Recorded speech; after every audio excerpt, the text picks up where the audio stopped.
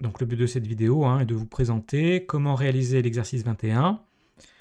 L'objectif global est d'appliquer des fonctions que vous avez déjà utilisées auparavant. Donc de devoir sélectionner les fonctions qui sont appropriées pour remplir les cellules de la colonne E, I et K dans la base de données. Et puis dans un deuxième tableau, de remplir les cellules de B28 à D31. L'objectif, bien sûr, est de s'éviter un maximum de saisies et donc de favoriser, bien sûr, l'usage de fonctions pour automatiser le remplissage. Alors, pour le remplissage de la colonne E, le but étant de faire afficher le texte homme ou le texte femme. Donc là, la fonction la plus adaptée, c'est la fonction si. Elle est prévue pour ce genre de situation. Pour que ça fonctionne, on va se baser sur la civilité. C'est en test à civilité qu'on pourra déterminer si c'est homme ou femme. Et là, il y avait une subtilité. Il fallait bien regarder le contenu des cellules de la civilité. En fait, ce qui est saisi, ce sont des chiffres. 0 pour monsieur, 1 pour madame. Le format a été personnalisé. Donc maintenant qu'on a pris cette information-là, on va pouvoir rédiger notre formule-ci. Pour cette démonstration, je vais utiliser la saisie semi-automatique et je ne vais pas utiliser la fenêtre de l'assistant. Alors, pour le test logique, il y a plusieurs solutions. Je vais en choisir une. Ça consiste à tester la civilité si on est supérieur à 0. En gros, si ça n'est pas égal à 0, c'est que c'est pas homme. Donc, si c'est vrai, dans ce cas-là, on fera apparaître le texte femme. Et puis, dans le cas contraire, si c'est autre chose que supérieur à 0, en gros égal à 0, on met le texte homme.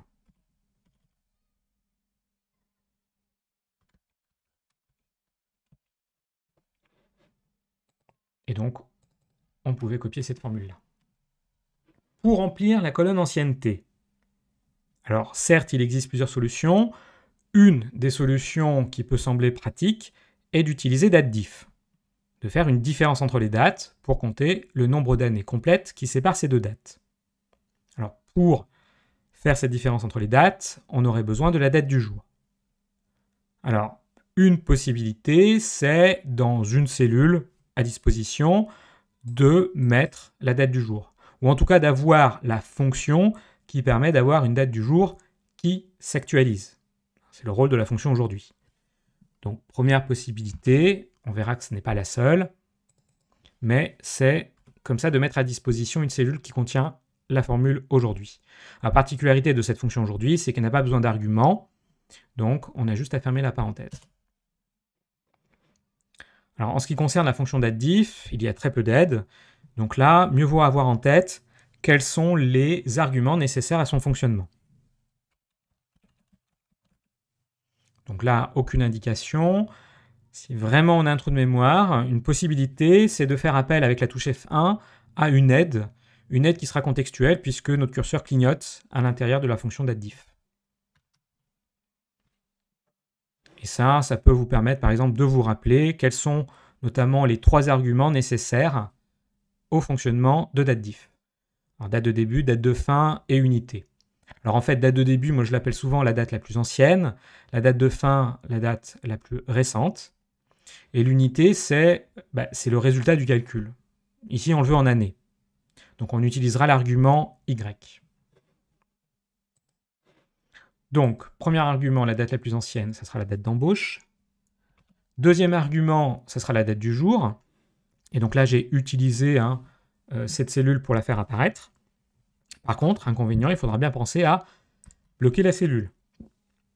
Si on ne la bloque pas, le O2 va devenir O3, O4, O5 au fur et à mesure que l'on va faire une copie verticale. Troisième et dernier argument, c'est donc dans quelle unité on veut notre calcul. Si on le veut en années, eh bien, ouverture des guillemets, Y, fermeture des guillemets. Pour le coup, c'est en anglais.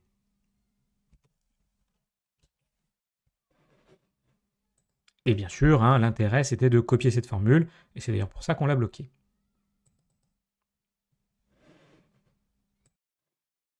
Alors, pour le calcul de l'âge, on va encore utiliser datediff.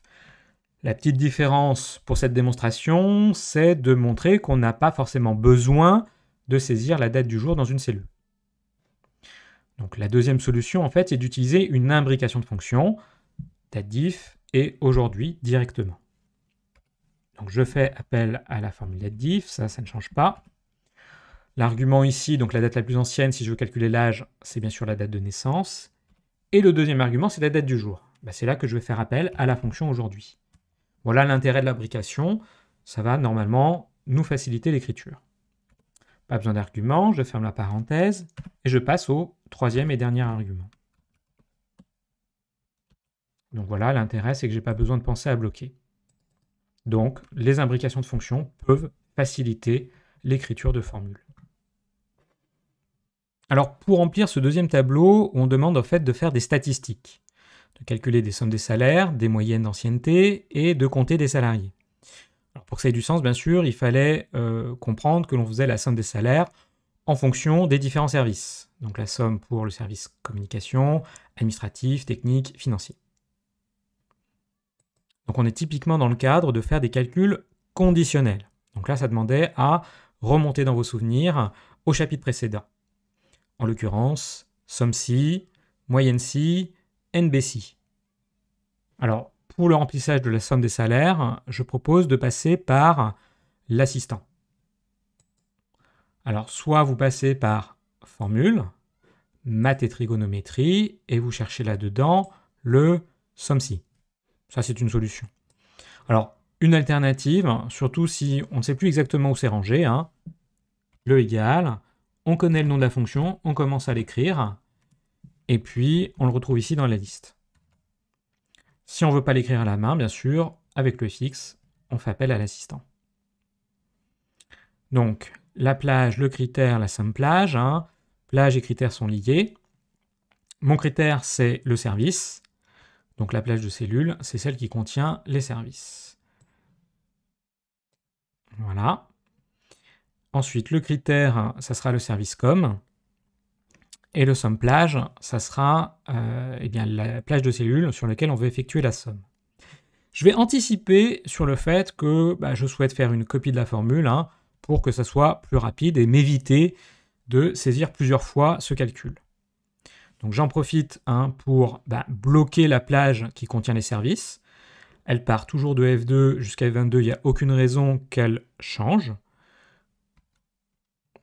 Le critère, si je l'écris et que je fais des copies, il va rester le même. Donc si je veux qu'il change, je vais lui dire de regarder dans la cellule de la colonne A. Là, en l'occurrence, c'est la cellule A28. Et le somme plage, c'est ici les salaires. On veut la somme des salaires. Et là encore, on pense à bloquer. Et ça, bien sûr, ça va m'éviter de devoir répéter le calcul. Pour le calcul de la moyenne d'ancienneté, je ne vais pas passer par l'assistant, je vais utiliser la saisie semi-automatique. Et finalement, je vais appliquer les mêmes règles que pour la somme des salaires. C'est-à-dire d'utiliser la plage de cellules des services et de penser à bloquer tout de suite. De faire référence à la cellule qui contient l'étiquette de service, sans l'écrire. Et puis de faire le calcul sur l'ancienneté, puisqu'on veut la moyenne d'ancienneté. Et pareil, de penser à bloquer.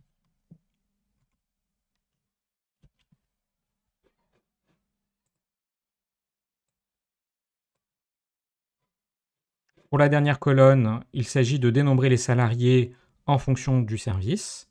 C'est le rôle de la formule NB-ci. On prend la plage des différents services, qu'il faut bien penser à bloquer. Ensuite, la référence qui contient le critère. C'était le dernier argument. On a juste à appuyer sur « Entrée ».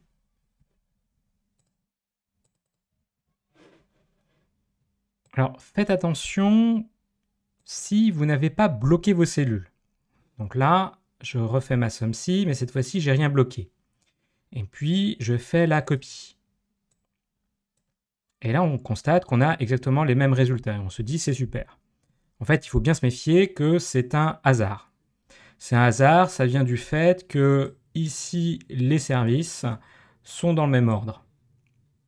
Donc même si ça descend à chaque fois d'une ligne no référence, eh bien, pour le coup, ça ne va pas changer les calculs. Mais par contre, dès lors que vous allez changer l'ordre de votre tableau, si vous les triez par ordre alphabétique, par exemple les noms de famille ou les prénoms, à ce moment-là, vos calculs ne seront pas fonctionnels. Donc il est bien important de les bloquer, même si ici, dans ce cas-là, c'est un cas particulier où effectivement on avait les mêmes résultats, même si on ne bloquait pas. Alors profitons de cet exercice pour montrer un petit truc et astuce, de pouvoir donc transformer des formats de cellules, par exemple ici les années, l'ancienneté, l'âge, de faire apparaître l'unité en ANS. Et globalement, la procédure pourra marcher pour tous les chiffres auxquels vous voulez ajouter des unités. Des mètres carrés, des kilomètres, des euros par heure, peu importe l'unité. Le système est toujours le même, c'est la création d'un format. Donc pour créer un format, il faut aller dans « Autre format numérique », dans « Format personnalisé ». Donc là, vous avez toute une liste de formats déjà existants, et on peut créer son propre format, ou ses propres formats. Alors là, on va partir d'un format qui est existant, c'est du format standard. On pourrait également partir du format 0 qui correspond au nombre entier. Donc là, on a ces deux points de départ. Et ensuite, on va ajouter des unités, c'est du texte. Et donc pour faire afficher du texte, il suffit de mettre ouverture des guillemets, mettre un espace et de mettre l'unité. Fermeture des guillemets. Puis là, vous avez un exemple pour vous montrer à quoi ça correspond. Donc l'intérêt, c'est que ici, vous avez donc un calcul, ça correspond à des chiffres. Et donc ça garde les propriétés. On peut faire des sommes, on ne sera pas bloqué. C'est beaucoup plus efficace que de la saisie, puisque si vous écrivez littéralement 24 ans, c'est du texte, ça n'est plus du chiffre. Et là, on s'en rend bien compte parce que les chiffres sont alignés sur la droite et le texte est aligné sur la gauche. Là, on peut faire une somme, là, on ne peut pas faire de somme.